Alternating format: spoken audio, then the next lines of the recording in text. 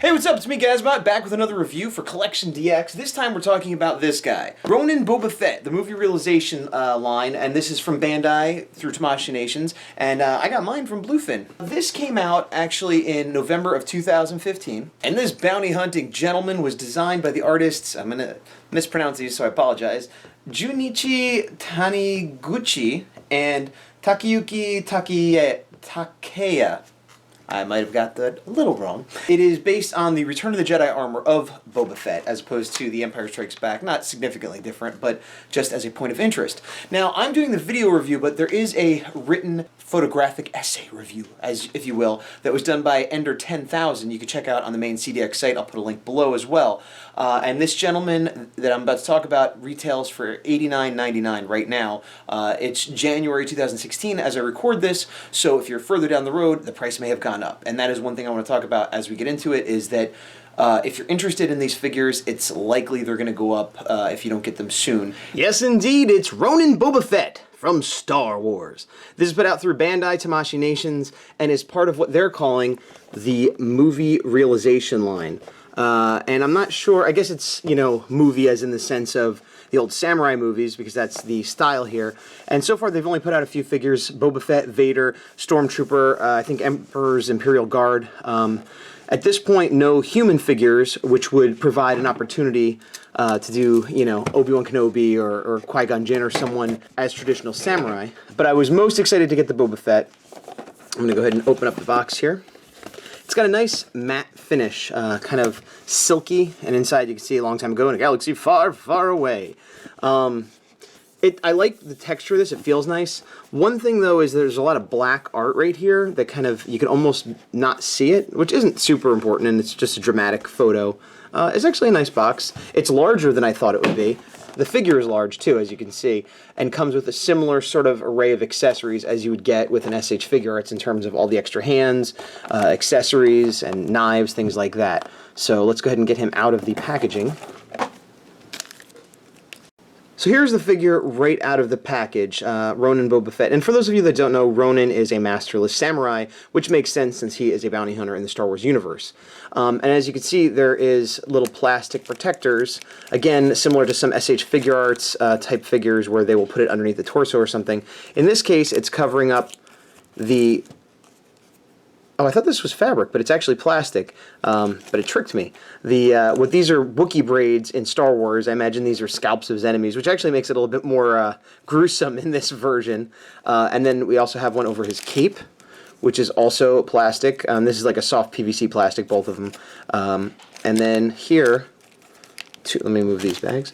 Two more protective ones. This is more what you see with the normal figures, where it's sort of protecting the skirt from rubbing into the legs. Wow, that is really in there.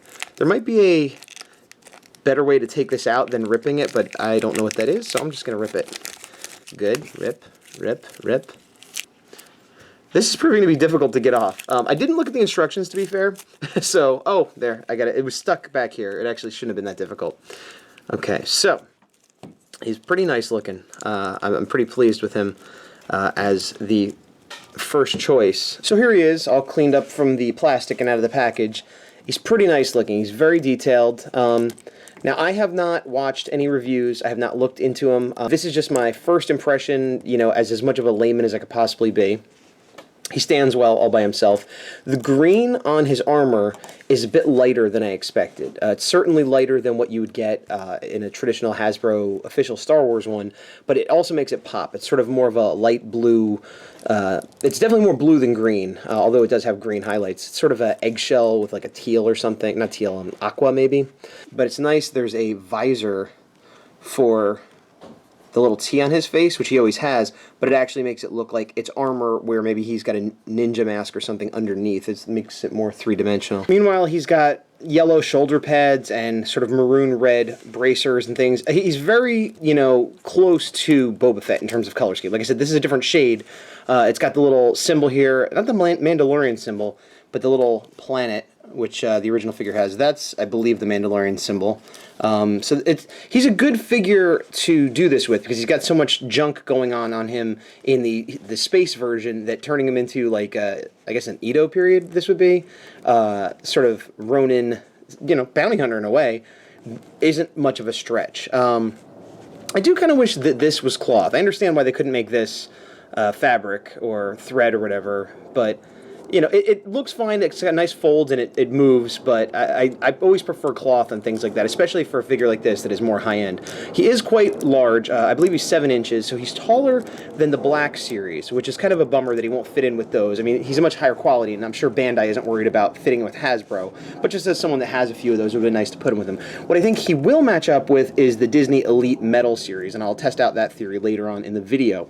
As far as articulation, he seems pretty good. He does have articulation in his little scanner here, which they put what looks like a little red lens. I'm not sure exactly what that's supposed to be. I'm sure it's supposed to be more of a telescope, like in the traditional sense, as opposed to some sort of laser sight. I don't care. It looks cool. And that's kind of, I could sum up the whole thing with this figure. I don't care. It looks cool. He's very stable. He's got these sort of metal-looking feet. These are, I think, called the tabi, like ninja shoes. But because they're square and flat, it gives him a lot of stability. You can see I'm pounding, even though he is a reasonably heavy figure and thick and chunky. His arms are on ball sockets, as you can, well, sort of ball sockets, and it's got a peg inside, so it rotates pretty much 360. It's somewhat encumbered by the shoulder pad, which I'm having a hard time seeing how it's attached. It might be on an articulated peg, but I'm afraid to pull it off because I might break it, so I'm not going to mess with that too much. It goes up and down this way, but as you can see, again, it's hindered a bit by the shoulder pad. Elbow, you got your normal up and down. It doesn't have the full swivel at the bicep like an old-fashioned G.I. Joe or some other figures, which is kind of a weird thing that a lot of figures don't have, even the really high-end articulated one, and it's a common complaint of mine, so you've probably heard it before if you've watched any of my videos. However, if you look, this is kind of an ugly joint here, unfortunately, but you could, you know, most of the time when it's bent, you're not going to see it, and you could forgive it because he's got so much other junk that, even though it's sort of an ugly joint, you almost don't notice it. And if you have Boba Fett and he doesn't have weapons in his hand, or if he's in a battle-ready stance, you're kind of not using him right anyway. But you can see that it's double hinge joint there, and you can kind of turn the hand. So again, similar to an SH Figure Arts, but again, impeded by the armor. And I think that's going to be a theme of a lot of his stuff. Similar with the head. The head can go all the way around. It's a little bit bumpy. Now underneath, you could see, I'm not going to pull it off. Well, maybe you can't see. I'm not going to pull it off, but it's not. There's not a head under the helmet. There's no clone-looking guy. There's no Japanese samurai-looking guy. It's just a peg head, which doesn't bother me. It would have been a nice touch if you could pull it off and had a face underneath, but you know, it doesn't concern me. Yeah, here, same thing with this. The articulation on the arms, I'm noticing when you move them up, then the braids sort of go up awkwardly, and so it kind of, you could have it be a dynamic pose where he's holding the gun, you know, but if not, you just kind of get this whether you want it or not. So that's kind of a shame they didn't attach it to the body instead of the arm. And it's similar here with the cape. Oop, I got stuck on his thing there. It's sort of pegged in here somewhere under the shoulder pad, if you can see that. Again, not terrible, but just kind of a weird choice. I would have attached them to the back here or the front there, but that's just me. Does he swivel at the waist? He does. He can go all the way around. Tilts up and down, but not too much because the armor. That doesn't bother me. I do like this extra plate of armor here, you know, which again, it's sort of mimicking samurai style, but it's also just cool that it like makes it, this is 3 pieces typically, but you always think of it as 1 because of the way he's molded, but it gives it more of a 3-dimensionality. And then they continue the color down here to this piece, but on here they keep it more gray. And again, that's, I don't know how samurai traditional that is, but that's Boba Fett traditional. If you look real close, there's nice little coloring of like rust on this, the rivets here, which is really cool. I almost would have liked a little bit more of that, but it's tough. It's a balance between making him look weather-worn and looking crummy, you know, so, and there's a little bit on here too. You know, a little bit of dirt or rust or wear or whatever. And these rivets are just painted in with a darker, a blue kind of color. The paint overall is pretty good. You can also see they have weathering by the rivets on his wristband here as well. The gloves have what I thought at first was dirt, but I realized is actually string to attach this little piece of armor, again, similar to a traditional samurai, where it's wrapped around the fingers to hold it in. And then, you know, again, like this armor, which we think of as metal or whatever, this might be bamboo that's painted. You know, it's very well done. And actually in here, too, you could see little strings holding on the armor plate. So they've done a good job of making it, you know, at least surface level plausible technology. Now we'll see how that changes once we get into his accessories. This, I'm guessing, has smudges to look weathered. You know, he's sitting on his butt all the time. I don't know how well the camera picks that up, but it's very faint. And this is painted to look leather. So, you know, overall it's pretty good. Here you can see on the boot, he's got these sort of, I'm not sure what that is. Oh, I know what that is. That's to hold the knives, I bet. I have not looked at the instructions, so like I said, this is just sort of flying by the seat of my face pants. And he's got little pockets here that are just for show, but you need those if you're some sort of Ronin badass or Boba Fett. Right here is, I believe, the holster for his scabbard for his sword. And back here he's got a peg for what seems to be a rocket pack, although I don't know how that works in Samurai Feudal Japan. So that's basically him. You know, I guess I should talk about the articulation on his legs. You can see he's got a big old fat peg in there into a ball socket. But again, they can't move that much. You can get up a little bit of room here. Back, not so much. And so it's partially the armor, partially these thick legs. You just get enough. The feet, however, the knees, however, bend fully back, not forward. The joint is double, so it could go forward if it wasn't for that armor. And it swivels a bit. You can swivel the thigh a little bit, just a tiny bit. Same thing with the knee, you get a little bit of motion. The foot, however, you get a lot of motion, both left and right, up and down, you know, so he's not going to be great for doing like kicking poses. He is good for making him stand how you might need him to. And you can see, like, I'm not really putting any effort in. He just gets a cool battle stance that's sturdy without even trying. All right, so that being said, let's go ahead and look at some of the accessories he comes with. His accessories come in in the large tray, similar to an SH Figure Art or any other high-end collectible figure these days. And just like many others, I had the moment where I kind of tapped this the wrong way, and every piece went flying onto the floor, and I spent 10 minutes looking for the sword and a few other things. I don't know what the solution to that is, but it happens to me almost every time. So I'm just going to go ahead and dump all this out now. Now there's a bunch of little knives in here that didn't fall out because they have their own separate little thing, so we'll come back to those in a minute. The most noticeable thing is the jetpack.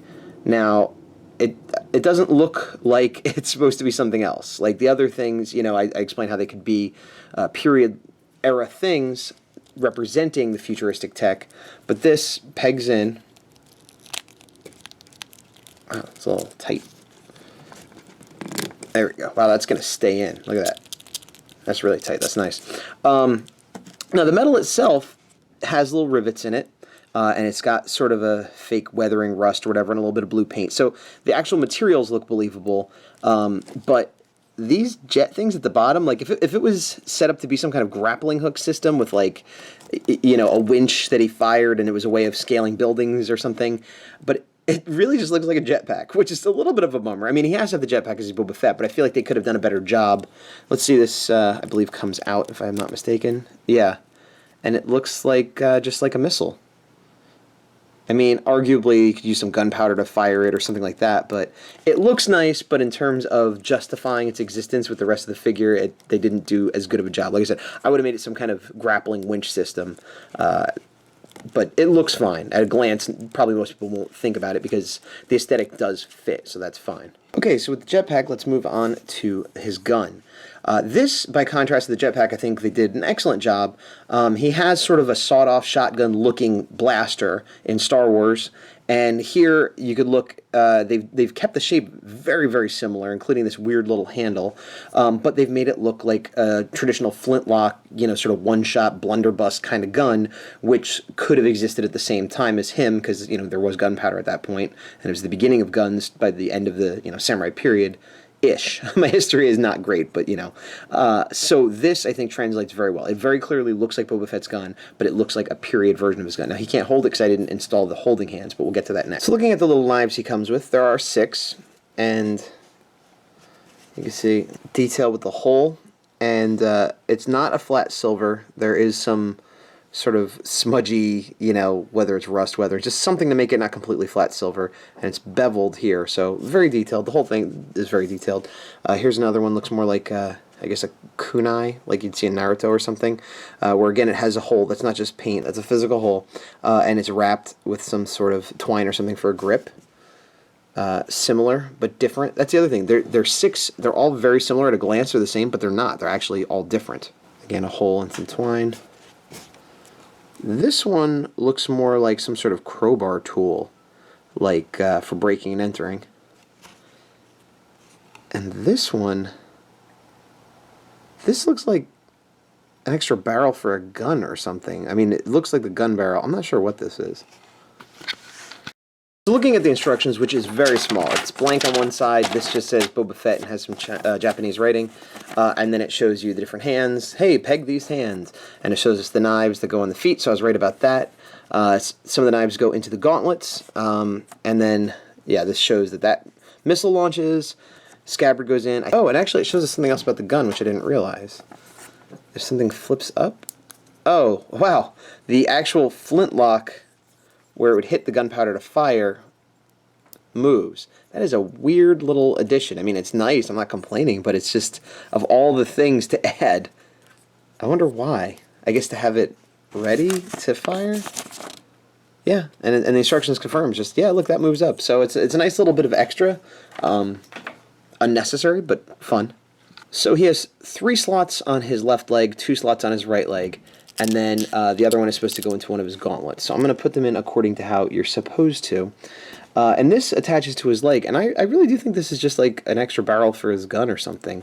I'm surprised he doesn't have a pistol now that I think about it, but I guess that would be if they make a Django, they'll give him some pistols.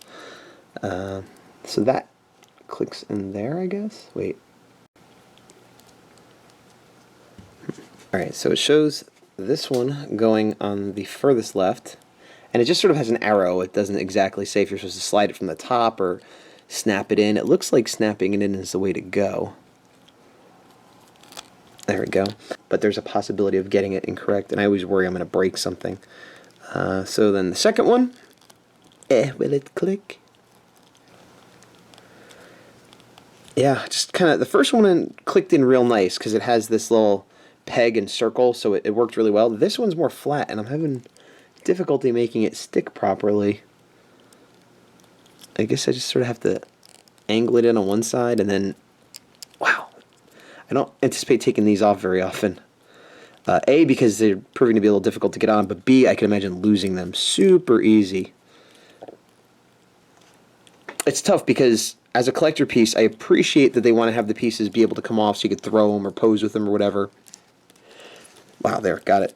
But at the same time, I almost wish they were just molded on. And I know my opinion is not the majority. If they all snapped in like this one, it wouldn't bother me as much. Okay, that went on nice. Now this one, it shows that the barrel should be on the outside. So I guess it's similar where you just kind of have to, it's really nerve-wracking. I'm going to break either the tab or the weapon. I almost feel like I need a little like toothpick or tool to get it in there instead of my big finger. Oh my gosh. Oh, no, I thought I got it, but I didn't. What a trick. I'll leave this off for now. Then on this side, this knife, which again being round will hopefully slot a little easier. Yep, there we go. And then we have the crowbar looking thing. So basically, yeah, the round ones seem to slot pretty easy. It's the non-round that don't. So those are on there. And then this one shows me that it goes into one of his gauntlets. I don't think it's this one. This one already has a thing in there. Oh yeah, okay, perfect. So it doesn't have an arrow or anything like you should, but you put this in there. It is misleading because the instructions show it being pushed sort of this way, but it's more that you want to snap it in. There we go, got it. And that's pretty cool looking. I worry that that's going to fall off. I mean, again, that's the intention to be able to pose them that way, but it still worries me. Oh, his backpack fell off. It's so tight. I didn't think it would. There we go. Okay, so now he's all assembled. Actually, I just messed with this a little bit more, and I managed to get this piece in. I was trying to get the top part to slot in, but when I went down a little bit, I still had to force it a bit, but it got in, and it works nice now, and they're all in there pretty good. I was worried about losing them, but all that stuff hangs on pretty good, so that's good. The last accessory he comes with that isn't his hand is this short sword. I say short sword because if you put it in his hand, it's clearly not like a typical katana type blade. Now, I haven't read the literature, I haven't done the research. Typically, when I see samurai, they have 2 or 3 swords, and one is usually the main fighting sword, and then the other is, you know, to parry, and then they might have a third to commit seppuku or harikari. So I'm imagining that this is either to kill himself or just a secondary weapon, but the way they have him set up, this is certainly his main weapon, and then he has the knives. And I imagine him being, even though he's called a Ronin, it seems like they're setting up to be almost more like a ninja, where he has a lot of sneaky weapons as opposed to a straight-on confrontation. I do like that it has a sheath. It goes in the sheath nicely. And the sheath is the darkest green on the whole figure. And it's interesting because it's darker green than Boba Fett, and this is lighter green. But you put them together, it almost kind of creates an optical illusion that it's the traditional colors. And then the sword itself has a nice silver, and on the the grip, you can see that it even has a little black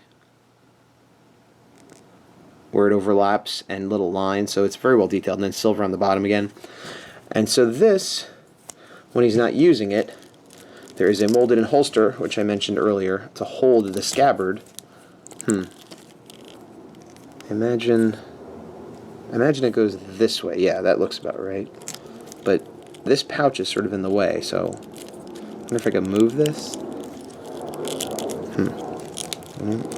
Oh, okay, it's soft, so I could just lift it up like that. So I'm going to try putting it in like this, which seems right to me, so that the handle is pointing out, so you could grab it, and it's curved up. Now that might be wrong. Let me try it the other way, see if it looks right. I could just look at the instructions, but that looks more wrong. So I'm going to assume this is correct until I look at the instructions to find otherwise. So there he is with his sword in, and next we will mess with some hands. The hands, we got 8 hands, not including the 2 that are on him. The 2 that are on him are standard fists, all-purpose. And in addition to that, we have pointing fingers, which could be used, I suppose, for the gun, 1 for each hand. We have graspy hands. It looks like the sword and the scabbard, possibly. And the sword and scabbard the opposite sides, I suppose. Actually, no, these look like the real gun hands, or maybe to hold under it. So, but basically, you have 4 different hands, left and right, or 5 if you include those. So let's see what kind of poses we could get with them with the accessories. So just moving him around before I put the hands on, I wanted to take a couple pictures of like him firing his rocket. Well, his kunai or whatever, and you can get a lot of movement out of him in terms of simulated movement, I should say, and a lot of action with the cape and the braids and this thing, but only forward, because if I try to swing this back, it won't let me. So that's the only bummer, is as I was saying before, you can kind of swing it back this way when the arm's back, but it's very attached to the arm. Not a terrible thing, but just a weird limitation because of the way they decided to put them on the arms.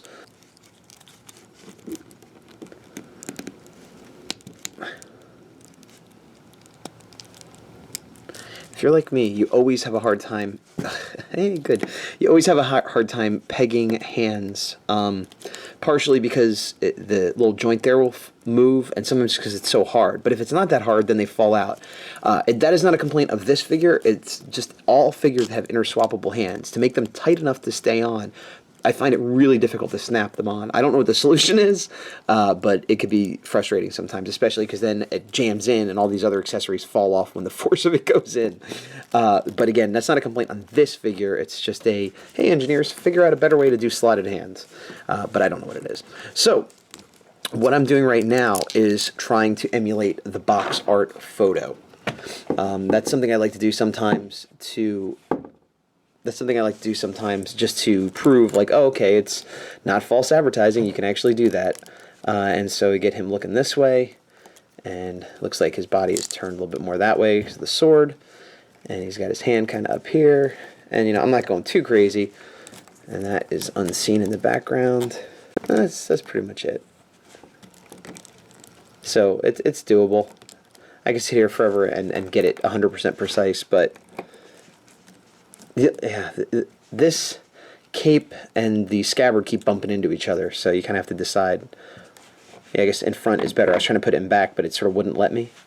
But yeah, you can see it's pretty close to the box art, so it passes there. So I just put him in this pose, sort of a crouching, aimed shot pose, holding his sword. And it is difficult to make him crouch or sit because of the way the legs are. And for balance, I had to kind of twist his foot around unnaturally. Although, that, again, that's common in a lot of figures. But he's going to definitely fare better in standing poses than sitting or crouching poses. I like the movement on this. I go back and forth in these because it sort of limits what you could do with them. But there is a lot of fun where it looks, like it was snapped and the wind was blowing. And, so I don't dislike them. I just wish I had more control over the way they turn. Oh, another thing, I put this gun hand on the gun first and then snapped it in because it's difficult to get on the gun, and I think if you tried to put the gun in the hand that was on the arm, it'd be more difficult, so I recommend putting it gun in hand, then gun in hand, both on arm. So here you can see I have him in more of the traditional Boba Fett holding a gun pose where he's got the one hand under it like a rifle. This was difficult, and I would suggest putting it on first and sticking it in, but I don't think you're going to get both hands. So what I had done is I had this one already attached, and then I sort of slid this one, just barely fit it around the barrel and slid it down so you can get it in there. It's not super easy. Generally speaking, his posability is not great. It's good enough, but it's not outstanding. A lot of that, like I said, has to do with the armor and the other accoutrements that are holding him back. He has very stiff joints, which is good because he stays up and he's stable, but it also makes it difficult when you're sort of maneuvering. The other thing is, I'm going back to what I was saying about all these little knives and things. It's difficult to maneuver him and pose him without them falling off. This fell off, one of these fell off, even his backpack fell off. And they're all in there pretty tight. Like when I shake it, well, one fell off. But typically they're pretty good, but it's just something about when I'm snapping the hands in and forcing the hand in the gun and any kind of motion like that causes a lot of the stuff to fall off. So I don't imagine this is the kind of figure I'm going to be posing a lot and playing with a lot. I figure I'm going to take some pictures, I'm going to pick a pose, something like this, put him on my shelf and stare at him because he's lovely, he's gorgeous, he's beautiful, but he falls to pieces. He is a diva. He needs to be looked at and admired. He is not to be challenged and stressed out or he will fall to pieces. I'm exaggerating a little bit, but it is a thing where the little things keep falling off and it's a little bit irritating. So here he is with the sword in his hand, and I realized I made a mistake earlier. I thought he had a hand that held the sword and one that held the sheath, and you probably could fit the sheath into his hand. This is actually the rifle holding hand, though, not the other one, which I thought was for the sheath. So yeah, you can actually do that. There goes the backpack. But I think the other hand, this is the one I thought was for the sheath because it was a little bit bigger. Then they have another one, this, which is too small to hold the sword, and I realize it's probably for the little knives, so I'll show you that in a minute. They can actually hold those, which again is probably why they're detachable, and I'm just being cranky about them falling off. But yeah, as I said before, this is a short sword, a small sword for close combat or for parrying or whatever. I mean, I'm not any kind of combat expert, I'm just guessing. But it's certainly not for large slashing attacks. You can see it's very short. I don't think that's a mistake, but I'm just pointing it out. As I said with the gun, I also did this with the sword, and I'm now doing it with the knife to put the accessory in the fist first. Partially because it makes it easier than trying to put it in once you've pegged it, but also because, okay, here's this fist. Whoops, that's the wrong one. Here's this fist. Oh, that's too big. Here's this fist. Ah, that's the correct one. To make sure you have the correct one. And as you can see, he holds it pretty nicely. So here I've set him up with one of these small blades, and I'm imagining he's checking the pointiness or putting poison on it or something. And many of them have a hole for a string that I guess he could retrieve or climb up or whatever, depending on the use. But yeah, I don't feel the need to display all of them. It's pretty much, oh, it's a little knife that he can hold.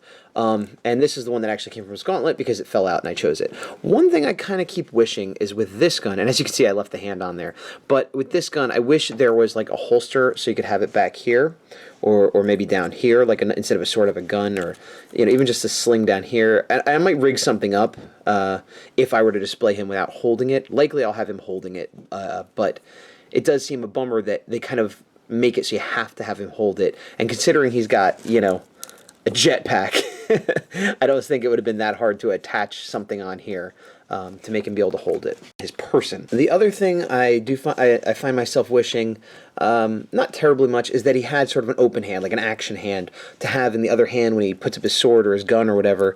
It's not terribly necessary, and they sort of have the semi-open hand for holding the gun or the sword or whatever that you could use for that. But I don't know. I wish I had this hand. That's all. Here you can see I have our Ronin Boba Fett next to two different Kylo Rens. This is the Hasbro 6-inch Black Series. He is much shorter than this Boba Fett. Now you could argue, oh, well, he's a big guy and he's all bulked up. But Adam Driver, who plays Kylo Ren, is a tall person, and he would certainly be taller, if not bulkier. This is the Disney die-cast metal Elite Series Kylo Ren, and they're almost the same height. So this is more the scale that it would go with. Arguably, he's still a hair too tall for this, but again, with all his boots and gear, maybe he's supposed to be taller. So likely, I will be displaying him with my Disney Elite, which is good because they're sort of separate from the rest of my Star Wars collection anyway, and he doesn't fit into that universe, so it's his own little pocket universe. Yeah, so let's go to the final wrap-up. So that's going to wrap it up for the movie realization Boba Fett from Bandai Tamashii Nations, again available through Bluefin distribution here in the US. Now, I recommend it. It's a little on the pricey side. I saw some of these at Comic-Con San Diego 2015, and they had him and Darth Vader and the Stormtrooper and the Royal Guard. And out of all of them, he looked the most interesting to me. He looked the most sort of immediately recognizable, faithful to the original source material, but also detailed and interesting. And I was on the fence about getting him. Now that I've got him, he's great. I think it's worth getting. He's a little pricey, but he's large too. In addition to being detailed and having the extra things, it's sort of like a super SH Figure Arts. Again, it's bigger than the Hasbro Black Series, but it'll fit in well with the Disney Elite if you have those, or just make it its own thing. I don't know that I'm going to collect the series necessarily, but having one or two on a shelf by themselves works out really well. The negatives are that some of the knives fall out. The posability is a bit restricted by the armor. I wish the jetpack had been made more period accurate. And the cape and the faux Wookiee hair is a little bit weirdly articulated. But that's minor. The pros are that he's articulated enough. He's very well detailed. The aging to the period has been done well with the majority of his accessories. The hands are nice. Like I said, I would have liked one more set, but that's a minor nitpick. The helmet is nice. Everything about him is great. And while I won't be playing with him and posing him over and over again, he is going to look fantastic on a shelf. The colors, they lightened it, as I said, but I think that was a good move because it really makes it pop. And you could see, like even like so far away, you could just really see him. So I advise checking him out. If you're thinking of getting one from the line, to be fair, I haven't reviewed any of the others yet, but I can't help but believe he'll be the best one. And they've already announced a Jango Fett, so while I say I'm not collecting this line, it's likely I want to get the Jango Fett to at least have a set of the two. Yeah, I strongly recommend getting him if you are a fan of unique toys and Star Wars and can afford the price point. So that's it for me, Gazbot. You can check me out. I have other reviews on CDX, and you can check me out on my own channel, which is under Gazbot, where I do toy reviews and art things and stuff like that. Talk about my trip to Japan and so forth. So for next time, for this time, for all time, I'm Gazbot. CDX, CollectionDX. Boba Fett!